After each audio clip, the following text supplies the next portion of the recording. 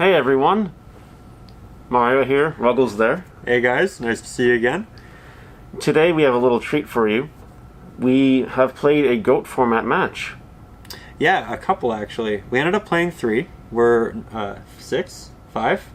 How many? 6, and we're playing 3. Yeah, and we're going to post one today. If you end up liking it, maybe we do more. But today is kind of a trial run for Mario, who's going to be recording Digimon TCG gameplay and doing voiceovers. So there's a lot to come. That's right. It's very exciting. You guys let us know how you like the format. And without further ado, let's get into Game 1. Let's jump into it. Alright, so we start off with a die roll where I win. Always a great start to Yu-Gi-Oh!, especially nowadays. But unlike nowadays, I actually drew a card for turn going first. Because back then you could do that. And I'm thinking about just setting a monster. Because Yu-Gi-Oh! Then was very slow. And we're just doing the T set pass, only not in the T formation. Yeah, it's really refreshing to play a game of Yu-Gi-Oh! And not, sit through an 8-minute Dragon Link combo or have 2 cards ripped from my hand, but rather look at a T-set and say, okay, how do we actually play this game? And we start off with a Nobleman of Crossout that is a very lucky draw, though he was smart and he didn't start with a flip effect monster. That's true. At this time I can't remember if I had one or not, but typically it's always good to set something that won't be knocked right away. Yeah, I think typically people go with a Sangan, a Sinister Serpent, as he did, maybe a DD Warrior Lady, as they're useful cards, but not necessarily as useful as your Magician of Faith, Gravekeeper Spies, just a myriad of other fantastic flip effect monsters in GOAT format. That's right. I think I'm just setting a couple more cards. This format is so slow compared to modern Yu-Gi-Oh! It's absolutely insane. Not a bad thing, though. And I think what's quite interesting is you are taking time with your turns, not necessarily because you have combos, but because you have options. And you have a number of more aggressive cards in hand, making your decisions a bit more tough at this point. I decided to speed up the game a little bit with the Ashura Priest, and you decide to slow it back down by taking it away. But you chained that Book of Moon just in time to prevent it. Yeah, so we're just getting a little confirmation there on the defense of the monster. I do have the Mirror Force to protect the Ashura Priest, and Ashura Priest, incredible card back then because you did have floaters like that of Mystic Tomato, but, it's GOAT format, and that is a very real thing. That's right. We're just going to swing in with the Warrior Lady, and he does respond with the Mirror Force. I don't blame him. He wants to keep that Ashura Priest being able to attack, return to hand, attack, return to hand. You never really waste it. It's true, and I am admittedly playing a more aggressive deck than he is. He's playing more of the classic GOAT control, where I'm playing more of a Chaos variant. Back in the day, it definitely wasn't regarded as the better deck, but it was definitely something that I had more of an affinity for, and I think in later years it's really done a lot better. Yeah, for sure. And pitching that Thunder Dragon. Very, very unique Chaos build, which is always nice. I've always had an affinity for Chaos, so seeing you discard Thunder Dragon for 2 more Thunder Dragons is just really nice. Yeah, I can't tell you how nostalgic and exciting it was getting back into this game in 2019 and seeing the new Thunder Dragon archetype. The fact that this card that I loved, that I used to play, having all of these other options, it was really, really neat.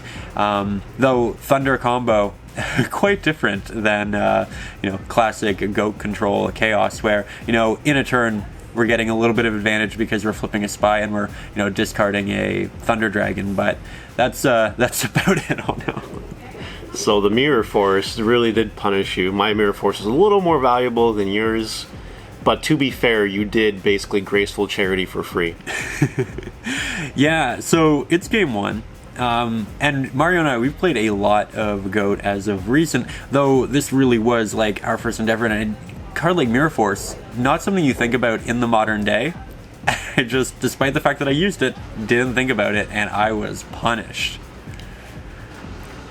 Speaking of being punished, set a flip effect monster, get hit with Nobleman of Crossout. Although, to be fair, the Nobleman of Crossout was the top deck, and Parshath, I very much enjoy that card. Just drawing cards is great. Piercing is great. Though it's kind of awkward if you run into a Gravekeeper's card with it. But besides that, it's just great for punishing those flip effect monsters that are so low, like Magician of Faith or Sangan. Yeah, Mystic Tomato, even goats. It's essentially a direct attack on goats. And I think it's really the reason that Spirit Reaper found its way out of the meta as the format went on. So really incredible card. Really the best tribute aside from maybe Jinzo in particular formats, and then later in the game, Monarchs. For sure. Speaking of Magician Faith there, adding back now cards that are just way too powerful to even consider. I couldn't even imagine using Graceful Charity in today's format. Yeah, okay, and that play, I have to admit, it was questionable. We kind of accepted the fact that he was going to get almost a direct hit into the Magician of Faith, but I did feel like the added 3 draws were worth the life points. Life points are always a resource in this game because they let you do things like this, where you activate Pot of Greed. We did get back that Graceful Charity. We are drawing 6 this turn, including our, draw per turn. And it's pretty wonderful, especially when you're playing the Chaos variant. You have a lot of good cards to discard, like Thunder Dragons, Night Assailants. If you discard them, you get back your other flip effect monsters. Incredibly efficient. And speaking of efficiency, discarding Night Assailant, also making your Graceful Charity even better by adding a flip effect monster back. Yeah, and here I do have some option. I sent it a Koichi from the hand. Fantastic, classic card. Always loved it. One of my favorite just cards art-wise. But we also have the Magician of Faith. I'm checking my hand. I'm just, kind of trying to figure things out. The turns really didn't take that long, which I think is great because it makes you feel better about taking more time looking through your graveyard through scenarios like that. Definitely. And now the MST comes down. Something you definitely don't see, or Dust Tornado anymore. But back then, those were your best cards besides Heavy Storm at removing back rows. Yeah, those equalizers, they were, relatively efficient back then. And this was also a format where you had burn strategies. So having those in your deck was, potentially game-saving, game-winning, because there were just so many burn decks. So many burn decks. Chaos Sorcerer is one of the best Chaos cards. One of the first Chaos cards came out with BLS and Chaos Emperor Dragon. And one of the cards that just got the whole Chaos theme in Yu-Gi-Oh! Started. Way back in Invasion of Chaos.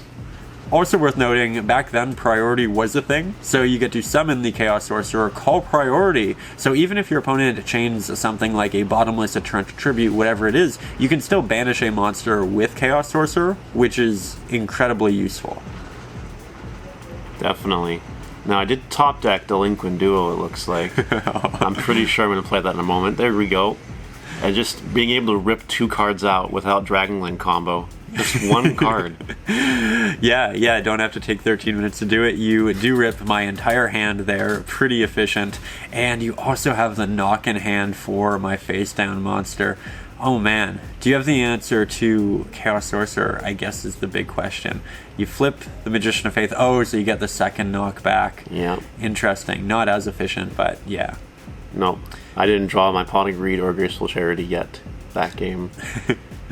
No, they make a pretty big difference. So the Delinquent Duo is nice. And I'll also mention, it was smart of you to flip the Faith, take back the knock, and then activate that one. That way I didn't get any information on your hand, because if you added it to hand and you didn't shuffle your hand, there's a potential chance that I would have been like, oh, he has another knock in hand. Good to know. Can play around that. That's right. So you organized that well. Now we bring out the Thousand Eyes Restrict. Metamorphosis into Restrict. Kind of where the term goat format came from. Because usually you just activate your scapegoat and tribute one of your goats for the Restrict. But Magician of Faith works too. Level 1 monster. He served his time. Yeah. Now I realized that I don't, why did I put it in defense? It should have been an attack. I was silly, but that's alright. Now we swing and we get booked, so essentially it's back to being nothing. Like literally any monster almost can run over. Again, friendly reminder, our first match in this format together, we're both making misplays. We will continue to make misplays. Quite humorous ones. I think a lot of them are fairly obvious now that we look back on it. But again, let us know if you'd like to see more GOAT format videos like this, because we'd be happy to do them. Again, this is a trial for Mario's future Digimon videos. And oh, look at that chain. Regeki break, discarding the serpent, getting rid of the monster. That was beautiful. Pro chains. Yeah, and we get to get the serpent back. Come on, Ryan. Take the serpent out of your graveyard. Go to standby main. No. This Sangen's too good. Sangen, that's it. Do I remember? There are instances where we definitely get to like main phase 2 and we're like, oh, I forgot to get serpent back. I'll just take that now, thank you. Again, playing a fun game. Well, there we go. Yep. Okay. You have a back row? I have a torrential. Not the best thing against Sangen, but now I just top deck Blackluster Soldier, which could spell the end of the game because I could summon it and attack over Sangen. And there's the knock, too. I mean, you could if you had a dark monster. I do. I have Thousand Eyes Restrict in there. Oh, you do. Yep. You know what? I forgot. That is game over for me, isn't it? That's it. It's insanely good. Yep. Well done. Well done. On to game 2 then. 5k damage. So, jumping into game 2 here, I do get to decide who goes first, and I am obviously picking myself, considering I do get to draw that extra card. Now, we start off fairly strong. We have Thunder Dragon, which means we are going up to a 7-card hand on turn 1. Pretty efficient, gotta love it. And look at you, shuffling that hand. It's very aesthetic. Oh, yes. Just gotta take a second to appreciate that. Yeah, I do it all the time. Mine never looked that good. Though, we, Hey, don't discard those Thunder Dragons. No. Just keep them in your hand. There you go. Draw an extra card off of Upstart. Not a super commonly played card back in GOAT format, but again, I definitely liked the more turbo versions of the decks back then, so we continued with that, and of course, after drawing that card, searching, we end on a T-set pass. T-set pass. Yep, that's it. GOAT format at its finest. I'm looking at my hand there. Sangan, Serpent, couple traps, Parshath, something else. I'm not doing anything too exciting either. Nope. Probably going to do set... Yep, T-set pass. Wow. Is it safe to assume in this scenario you set the Serpent over the Sangan? Because if I had the knock, in the very least, you could use Sangan as a beater in subsequent turns where you couldn't with the Serpent. Yeah, absolutely. Serpent only really shines if, I have Graceful Charity or something. And I don't believe my ability is to do that. But that Tribute Summon Thunder Dragon, just too strong. Swinging for 16. Yeah, something that, seems like a very strange, silly scenario, but in GOAT you play so many small monsters that it actually isn't the worst thing. And it does come up semi-regularly. Here, we're just... I believe it. 1600 wasn't that bad of attack points. Better than just a Tradition of Faith. Yeah. So, I'm clearing your back row, which means something's coming. I think that Asura Priest in my hand. Yep, there we go. It's 100 extra, yeah. Getting rid of that Mirror Force did save you. That's smart. Right. I would have used it. Definitely one of those cards you want to get rid of when you can. And here you are setting simply the Torrential Tribute. I guess you want to wait until you get the Sangan engraved to set the Call of the Haunted, just in case I have back row removal. You can chain and still get, an even search for it. That's definitely true. Also, gotta respect Heavy Storm in the format. Don't want to just give you that free +1 for no reason. Popping 2 back rows. Yeah, so here I had a pretty aggressive hand. I would have loved to have set a monster, but realistically I have the Chaos Orc, I have just not a lot of great options, so I do decide to swing in. I set the book, hoping that you summon the Asura Priest, at which point I would book it and then swing over it. That didn't happen. You went with the Sangan again. It was a smart move to keep that from the start of the game. Yeah. Asura Priest is one of those cards I really want to save for when you get multiple monsters eventually. It's nice to just go in and swing for 17 and bounce back, but that's not as valuable as it could be. No, and now by getting the Sangan on the board, you open yourself up to actually utilizing the Call of the Haunted, and you have a really fantastic tribute, arguably the best tribute for Air Knight Parshath. Definitely. You have a Sangan in yourself, and you're just going to set yours. No Sangan wars this time. Yeah, I figure you have the back row, you'll have something to bring it back, you'll have something to stop my Sangan. At this point, I'd rather have a little bit of defense and be able to search something, next turn. That way you make your play, hopefully you commit your normal summon, and then you can't kind of play around what I'm searching off Sangan, where if I crashed and I searched, you could have played your entire next turn around what I searched. That's right. As you kind of predicted, the Sangan went to the graveyard for Air Knight Parshath, and I think I'm just trying to decide what is best valuable. I think I'm going to go Magician of Faith. Pretty sure that's what I'm going to grab. But I'm eyeing up that Magical Merchant too. Also kind of a bit of a power card back then. And I guess we're going for the Merchant. Just the ability to dump monsters potentially for your Chaos plays, and then grab that Speller Trap. Sucks if you mill the BLS, but, that's alright. Yeah, but, back then when so many spells and traps, Dust Tornado aside, our power cards like Graceful Charity, Pot of Greed, Magical Merchant really is a pretty incredible card. Here I am kind of forced to flip that Air Knight face down and, hopefully, potentially swing over it next turn with something like the Ashura Priest. You do have 2 back row. It's not looking good, but I couldn't let that hit go through. I wanted a little bit more security. Yeah, I don't blame you. You don't want to give your opponent extra cards if you can avoid it. Yeah, so we're looking at our Sangan. We're playing with the card and we say, okay, you know what? We'll go attack mode. We'll try to get in for a little bit of damage as well. In the very least, if the Ashura doesn't go through, then he's swinging into an attack position Sangan, and I'm actually taking less life points because the Air Knight is, does have the piercing effect. But it did go through, and we did get that extra Sangan damage. So all went well. That's right.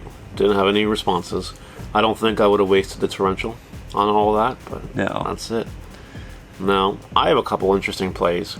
In theory, I could set the Merchant and pass. I could flip up Call of Haunted, bring back Parshath, attack, draw a card.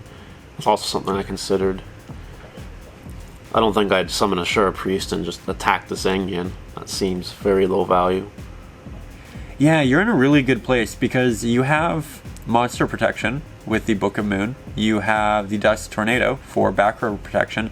Air Knight is one of the strongest cards in the game, and you're really set up with your spells and traps here. So I have a pretty big hand, but you certainly have a lot of control.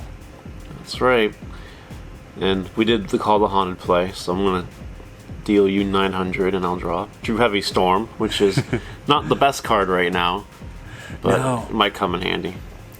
Because the format is so slow and not necessarily OTK centric, there are quite a few scenarios where you end up having just 2, maybe 3 back row. It's very rare that you set 3 back row and goat. But then you draw the Heavy Storm and it's going to sit in your hand for turns on turns. And I guess that's what's happening to you here. That's right. Now I noticed you searched Gravekeeper's Spy, being a monster that can survive Parshath. Yes. Not giving me free cards. But it looks like you're going to go a little bit aggressive and try to get rid of it, which is smart. Chaos Sorcerer can do that. Yeah, again, at this point, I know that we have priority. You decide not to use the Torrential Tribute, which I think is quite interesting. Getting rid of that Chaos Sorcerer would definitely be big value.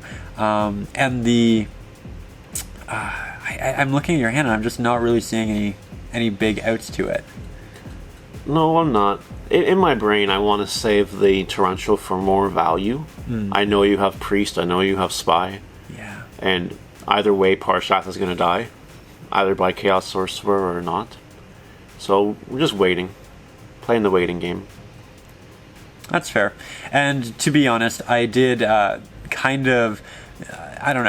necessarily foresee, but consider the Torrential, and that is why I ended up setting a monster as opposed to summoning the Ashura Priest and swinging in for the 1700. It seemed right to get a little bit of defense there, and if you do have the Torrential, you're probably going to have to normal summon and prompt it yourself, or, it's just going to sit on the board. That's right. Looks like all I did was set another monster, set another spell or trap. Set a Tsukiyomi, so in case you do have knock, I don't completely lose out. You do that to me quite frequently, actually. And it's at the point where I can see it coming, but it still gets me every time. So we destroyed the face down monster with the Knight Assailant. Again, it's a bit more of an aggressive play. When you're playing the Chaos build, normally you do want to play slightly more aggressive, just because you do have the ability to put in the extra damage, and you're not going to generally generate as much advantage or maintain as much control as a classic GOAT format deck. So you try to limit their resources and ensure that they're kind of playing at the level you are. That's very true. I was hoping you'd summon another monster so I could punish you with the Torrential, but you never did. The Knight Assailant was basically it. And now it is my turn. I drew Metamorphosis for turn. Very interesting. The only way I could actually get value out of that right now is if I normal summoned the Merchant and let it go that way. But it looks like I'm planning something. Otherwise I wouldn't just dust Tornado your back row. And that's exactly what I'm doing, actually. That's the play. To be honest, looking at your hand, I think that's probably the correct play here. It also is an aggressive play. I don't have many cards on board, and here you're going to be able to do quite a bit of damage. Despite the fact that I'm playing the more aggressive deck, in a lot of these scenarios, because of the Air Knight, because of the Thousand Eyes restriction, just ability to steal big monsters, I'm taking quite a lot, and I do need to start playing really smart, really defensively to kind of hedge my bets just in case you do have something really strong. Yeah, definitely. Graceful Charity is a very good top deck. Incredibly good top deck. Yeah, I don't think you're ever mad about drawing Graceful Charity, especially when, you know, you have your Thunder Dragons, you have your Knight Assailants yet again. What are we discarding here? Thunder Dragon, and it seems to be a Dekoichi. Shout out to the immeasurable glare over my graveyard. Something we will work out before Mario starts his Digimon videos. And I actually think that it's fixed now, so future GOAT videos would also look better. I hope so. Yep. That was a good play. You got rid of my back row, the Torrential, and you Tsukiyomi'd over Thousand Eyes Restrict. One of the great reasons you played that. Besides flipping down your own flip effects, of course. Yeah, we played one match where I think you resolved Pot of Greed 3 times, just flipping that Magician of Faith back face down. Disgusting, but absolutely fantastic. Definitely. Oh, book for the Priest. Yeah. I had no other play. I had Tsukiyomi in my hand myself, and I can't just summon that, as I found out. I remember the first time I summoned it, I realized it was mandatory, and I was like, huh. I've never played with this card before, okay. Yeah, again, Mario is a big fan of classic Yu-Gi-Oh! More so with plant format. That was really when he got into it, when he really shined. He actually topped his very first regionals with plants. Pretty cool. And again, I started back with this format. So both a fan of older Yu-Gi-Oh! But semi-unfamiliar with each other's card pools. Oh yeah, definitely. You got a lot of value from that Heavy Storm. Yeah. I mean, that was a good one. Oh yeah, that's what happens though. We're back in more of a simplified game state, which is definitely a area where my deck succeeds more so in. So happy about that, but it's time to start again getting monsters on the board because I do not have many life points and I'm not feeling all that safe. So we're really taking our time, we're considering our plays, which again, I think you feel a lot better doing in this format because you're not taking 8-minute combo turns. That's true. It's not like you have to do something or you die. Turn 2. You know, that's not the Yu-Gi-Oh! We're playing. You have a lot of monsters in your hand, though. And it seemed like a lot of just Spy, Priest, random stuff like that. Yeah, I think at this point I'm considering setting just so that I do get that added defense. At that point in the game, it is pretty important. So despite the fact that we do have normal summons, we could get aggressive. I really think right now the right play is to play defensive and start building up a bit of a wall, hoping you don't have another knock or something of that nature. True. My hand isn't that... It's the Heavy Storm, which you didn't set anything. I drew a Saku for turn, so I know that it's probably safe because most of your back removal's gone. But there's really not a whole lot you can do right now. At this point, you could do the classic Bolito play of setting the Saku and the Heavy Storm, bluff me out, use the Saku, and then get rid of my inevitable eventual back row. But looks like you're just getting aggressive, summoning that Assure Priest. I do flip up the Spy, which I searched much earlier in the game, and I have been saving just in case you did get access to another Air Knight, or, I just didn't have a proper out to Assure, and we are now at that point in the game. Definitely. I took 300 points. I'm actually pretty low on life points. So just a slight breeze can kill me at this point. Yeah. Also, I want to give a shout out to your graveyard fanning. That was very nicely done. One thing I love when playing against Mario is just seeing how he interacts with cards. It's always very clean. But here we do knock at Tsukiyomi. Always with Tsukiyomi. He's always smart with it. But you know, we get the monster off the board. That's not bad. And as you can see, he is running out of cards, which is pretty good because we can now maybe hypothetically get a bit more aggressive. The Spies do go in attack mode because I believe we got rid of the Assure Priest. You did. Yeah, I think so. And there's yours, and that's more than enough to kill me through Sakuretsu armor. Yeah, so we swing in with the Assure, and we scoop it up. And on to game 3 we go. So here we are, jumping into game 3, fanning our hand on that mat. Feels really nice on this Imperium Duelist mat. Check them out if you haven't. They did send us some stuff a little while back, and it's a pretty fantastic product. We're also using their dice. But with that, here Mario is going first with the classic tea set. Classic tea set. I feel like that's 3 games in a row. And you're starting with Thunder Dragon. Which might also be 3 games in a row. When you play 3 of it, it's pretty consistent, but it's also significantly more consistent when you also play Graceful Charity, Upstart, Goblin, Pot of Greed. You know, the good stuff. Yeah, mostly good cards. Yeah, so back to 7 cards in hand. We are going to activate that Upstart, just continue to thin that deck, and we decided to do the Thunder Dragon effect first. That way we didn't accidentally draw into a second Thunder Dragon. So it is important to kind of prioritize that. We started with a very early knock. Actually didn't hit the Sinister Serpent or, your... Tsukiyomi. Yes, Tsukiyomi. Oh, this time you did good. Got the merchant. Got both merchants. Yeah, you actually don't end up resolving those throughout our matches. It's very rare, actually. Yeah. It's definitely something that I feel would be more valuable in your deck because you're more chaos-based, but you're not playing them, which you kind of revealed by not banishing your merchants with knock. Yeah, it's something that I considered, but I wanted more aggressive cards in general, and Spies are a flip effect. They're a dark, but they can also be great beaters, as you saw in the last match, where if you flip up a merchant, you're really not going to do that much damage. I'm also playing Dekoichis as a flip effect too, so again, kind of opting for the plus with the damage rather than the mill. Though I do think Merchant's a great card and very fair to be played in a variant that's similar to mine.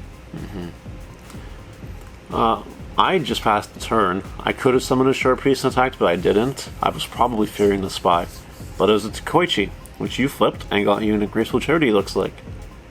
I personally feel like, and maybe I'm wrong here, maybe there's a conversation to be had. Ooh, discarding the Sinister Serpent and the Thunder Dragon. Yeah. If I feel like my opponent has a Spy, I'll probably still summon the Priest and attack, because I feel like 300 life points is pretty decent for the information. That's true. That is a good point. Here we do decide to continue to wall up a little bit. We're setting a monster. We do get to swing in for the 14, and that's really all we needed. We didn't need to get greedy. Now we bring the priest down. Hopefully we don't run into whatever that back row is, but we're going to attack, and it's going to die. Yeah. You were able to get over the Dekoichi, which is quite good. And then we're also flipping the Faith for that Graceful Charity. It's right back. I don't know if you've noticed, Mario hasn't really drawn the Graceful Charities, the Pot of Greeds. Not the most lucky draws in this match, to be honest. Yeah, I don't even know what those cards are. I don't even know what Pot of Greed does. Everyone knows what Pot of Greed does. Legend has it they're currently banned in his GOAT deck, but only his. Only mine. Time will tell. So here yet again, drawing 3 cards, pretty nice. Looking at an absolute deck of a hand at this point. We'll discard the Serpent, which we got back, and we'll discard the Night Assailant. So both of our discards were essentially free. The Serpent we will get back, and the Night Assailant will get us back the Magician of Faith, which, hypothetically could get us back the Graceful Charity. I love this format. Yeah, it's a little insane. It's a little much. Man. That raw deck thinning. It's really something that it reminds me a little bit of Plant format, as we mentioned earlier, because TG Hyper Librarian, when that came out, you drew a lot of cards with Formula Synchron and other random Synchro monsters you made. But you had to work for it. It wasn't just play Graceful Charity. I think you're going to get aggressive. You Wing Blast with my back row, which is actually really good. Because if it's something like a Torrential, or, something that could interrupt with you on this turn, I'm going to lose it. And potentially not be able to use it going forward. Yeah, and realistically, it puts you back not 1 but 2 turns, because you draw it, you can't use it that turn, and then you can use it on my following turn. So it really slows the game down for you. And when I have a hand the size that I do, I think that getting aggressive makes sense. We have the cards to play a little bit more risky with. We can apply that pressure. Again, your deck succeeds when I am slow, and I had an opportunity to get faster. So here we do summon that Blacklisted Soldier. 3,000 damage on board. It's pretty fantastic. And now I have the option of getting additionally aggressive or starting to wall off a little bit. I know that I can't win, so I decide, we'll make the long-term play. We'll swing in, we'll forego the damage, and we'll set up for future turns. That's exactly what you did. Now, Ring of Destruction. I have a lot of good cards. Ring of Destruction, oldie but goodie, Heavy Storm. I think my hand has Snatch Steal too. So I feel like there's lots I could do. We're probably gonna Storm. Yeah, that's absolutely what I do. Yeah. That was a smart call. And then we're gonna probably Snatch Steal. I briefly played with this card when it was unbanned at one point during Burning Abyss format, but besides that, that's it. So I banished his monster with BLS, and then I tributed it for my Parshath, so I got rid of all his field, and I'm drawing a card. It was really the perfect play. And using the Storm to begin with, just ensuring it all went through, was so smart. He ended up getting that plus off of the Parshaft. He has board presence. We are getting the Serpent back, but realistically, that's not going to do that much for us because the Air Knight is essentially a direct attack on it. He still gets to draw. We do draw into the pot of greed, so it's okay. It's a little better than Parshath right now. That's good. Yeah, I guess I can't complain looking at, again, my deck of a hand. Yeah, you have a lot of cards. Got a few. So we go back to the thinking phase. Again, something you'll commonly see in my matches, whether they be GOAT or not. I decide to set the Heavy Storm, I believe, as well as another back row and nice a monster. Triangle set right there. Yeah. Pyramid. Real Yu-Gi-Oh! Like. Now, at this point, you probably suspect a Gravekeeper Spy. There isn't one banished. There isn't one in the graveyard. You have an Air Knight on board. So, curious to see how you decide to go about this. I personally would swing. That's exactly what we did. And it's a spy. What can you do? Again, the 100 damage you take is worth the information. Otherwise, I would have had it set. I could have flipped it up on my turn. And, then you wouldn't necessarily be as ready for it. Now you have information, and information is just so valuable in Yu-Gi-Oh! Yes, indeed. No, I don't have many monsters. Most of my hand is Spell and Traps. I think we're just going to set a couple and call it a turn. I think that's what we're doing. Now, you are still being very conservative with it. You're not setting your Ring of Destruction. You're not... No, I wish I did. Getting your... Oh, okay, yeah. So, I didn't really know what the Liquid Duo did, because when I resolved it against Ryan earlier, he only had 2 cards left, so I just discarded both. But, nope, it's not Smoke Grenade. You don't look at your opponent's hand. It's just face down random, and then you get to choose. Mm-hmm. Yep. Good card for 1,000 life points. Would be even better if you could look at your opponent's hand, but that's okay. Again, lots of misplays on both sides. Hopefully you guys enjoy the comedy in all of it. And I'm sure that should Mario and I ever do plant format synchro mirrors, that I too will be making so many of these misplays. And there'll just be a lot to learn and a lot of fun to be had. Oh yeah, definitely. Well, I wonder what's not you're thinking. You're thinking about that Magician of Faith. Yeah, and you just pass. You pass. You don't want to take the piercing. You don't want me to draw. It's always dependent. I don't think that there's a straightforward, you should always set the faith against the Air Knight, regardless of what's in your grave. I think that, you have to think about your life points, your resources. And at this point, I just feel like I needed a little bit more security before I committed to that specific play. Here, we could hypothetically get rid of the Air Knight. We have the Book of Moon, we have the Assura Priest. Again, I'm not ready to make that push. You do have back row, you do play Sakuretsu, Mirror Force. There's so many things that could just completely stop that. So we do decide to go with a set, but now with the added protection of the Book of Moon, should I feel I want it, if you have additional cards to push. That's right. I assume after I'm done thinking, I'm just going to attack the set. I can't see it being another spy. Maybe you play guard. I have no idea. Gravekeeper's Guard was a card people played too back then. That bounce is great. It's true, and it is 1900 defense, so it's perfectly even with Air Knight. Yeah, that would be a huge loss on my part. Now, you drew the Metamorphosis, I believe? I did. Which is a great card, but in a game state like this, really not fantastic, because generally it slows the game down. It lets you build your resources over time. It's kind of one of the original floodgates, but here, what's he going to do? He's going to take a spy, and then we're both just going to have a 2000 defense monster. Not that useful. So he kind of has to work with the cards that he already had from last turn, which lets me kind of play how I want to, which is booking the Air Knight face down. Yeah, definitely a good play. I'm still thinking. I'm probably going to set the ring. I feel like I want to set the ring. I don't know. There's nothing else I can do with this hand right now. Like, literally nothing else. Yeah, it's interesting. Ring is something that you kind of need to play in a lot of scenarios a little bit earlier game, because if your opponent can make a big push on you, take your life points down, then Ring becomes a dead card in hand. So interesting that you kept it, but you do know that I am a fan of the set Heavy Storm play, so it did end up being a fairly good choice on your part. You could have changed it on a spy, but realistically, you should be able to get better value with it later in the game. Definitely. So you're gonna get very aggressive now with your priest.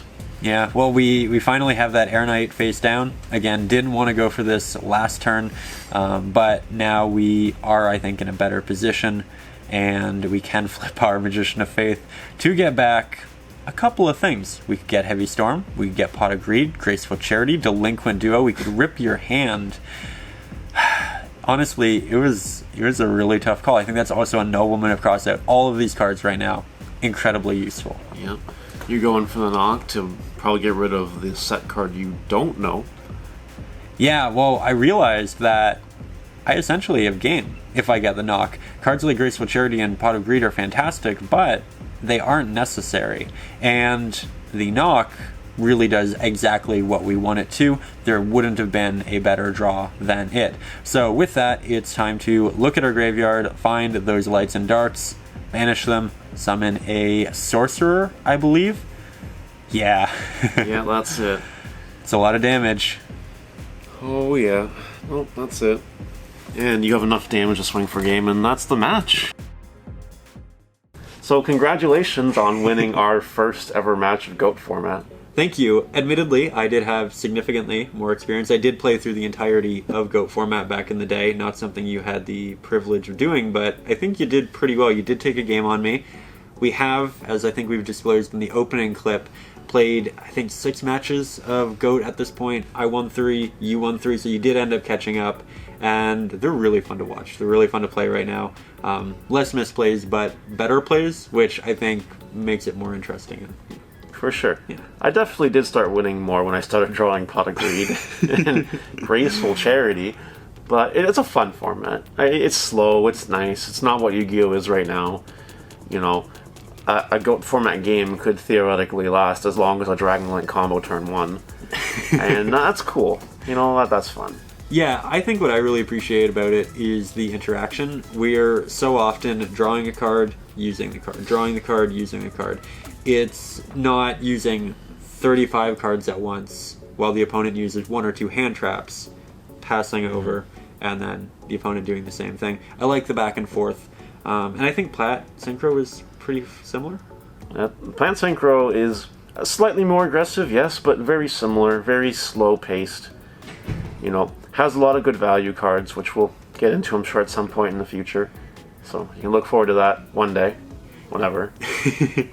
Yeah, so you can look forward to that. And again, this was the first live gameplay video where we dubbed over, but we are very open to doing more if it's something you like, though this really is a test for his future Digimon endeavors.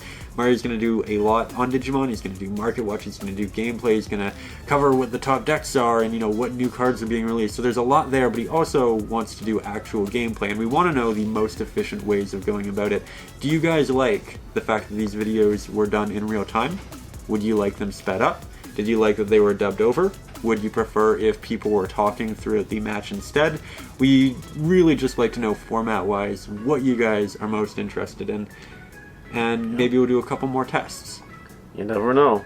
But let us know. You know, leave it in the comments. We're open to suggestions. And if it's perfect the way it is, it's perfect the way it is. And that's good too. Yeah, I know that I personally have no issue watching 45 minutes ago, which I think that's essentially what this video is going to end up being. I would. Yeah. I'd watch it. Yeah. It's a fun match. And there are so many like fun turnarounds, so many incredible top decks. I mean, when I drew the Graceful Charity, when I drew the Pot of Greed, those were moments. Yeah. When you drew the... You didn't draw any of those, did you? Yeah. So, again, we hope you enjoyed. We'd really love to know your feedback. And if you'd like to see more, let us know. But also, look forward to a lot of Digimon on this channel. That's right. Look forward to it. Thank you all for watching. I hope you enjoyed yourselves, and take care.